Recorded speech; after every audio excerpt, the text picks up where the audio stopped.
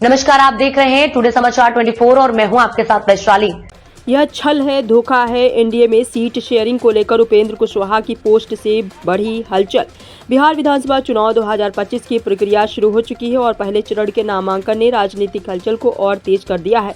इस बीच राष्ट्रीय जनतांत्रिक गठबंधन में सीट शेयरिंग को लेकर तनाव बढ़ गया है। उपेंद्र कुशवाहा, जो जनता दल यूनाइटेड और भाजपा के साथ गठबंधन का हिस्सा है, ने सोशल मीडिया पर एक सशक्त संदेश दिया है। उन्होंने ट्वीट किया है कि सीट बंटवारा उनके लिए छल और धोखा जैसा है।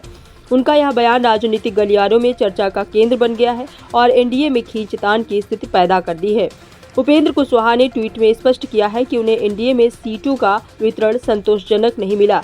उन्होंने ये भी संकेत दिया है कि उनकी पार्टी की मांगों पूरी तरह नहीं मानी गई है। इस ट्वीट के बाद भाजपा और अन्य गठबंधन सहयोगियों में चर्चा शुरू हो गई है। समर्थकों और पार्टी कार्यकर्ताओं के बीच नाराजगी की लहर दौड़ गई है। राजनीतिक विश्लेषक इसे गठबंधन की स्थिरता पर सवाल उठाने वाला कदम मान रहे हैं। भाजपा की केंद्रीय चुनाव समिति ने बैठक की और सीट शेयरिंग के मसले पर विचार किया।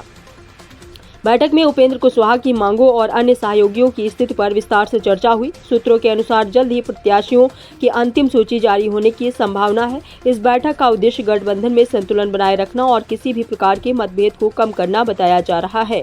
राजनीतिक जानकारों का मानना है कि उपेंद्र कुशवाहा का ट्वीट गठबंधन को समय पर समझौता करने के लिए मजबूर कर सकता है। बिहार में सीट शेयरिंग का विवाद चुनावी रणनीति और गठबंधन की मजबूती पर असर डाल सकता है। उपेंद्र कुशवाहा की नाराजगी गठबंधन में आंतरिक तनाव को दर्शाती है।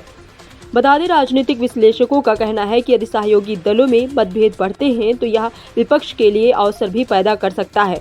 इसके साथ ही यह स्थिति यह भी दिखाती है कि बिहार में चुनावी राजनीति में सीटों का बंटवारा कितना संवेदनशील मुद्दा है। अंततः एनडीए के लिए चुनौती यह है कि गठबंधन में संतुलन बनाए रखें और उपेंद्र कुशवाहा जैसी नाराजगी को सुलझाकर चुनावी मैदान में मजबूती से उतरे। प्रत्याशियों की सूची के घोषित होने के बाद ही असली राजनीतिक समीकरण सामने आएंगे।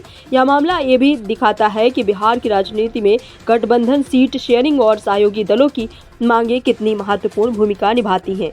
जनता की निगाह आगामी घोषणाओं पर टिकी है।